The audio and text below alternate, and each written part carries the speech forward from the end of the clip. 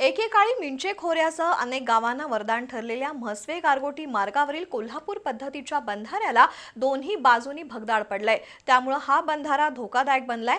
शालेय विद्यार्थी आणि अन्य वाहतूक या बंधाऱ्यावरून सुरू असते, पण देखभाल दुरुस्ती अभावी हा बंधारा अखेरची घटका मोजतोय असं म्हटलं तर चुकीचं ठरणार नाही।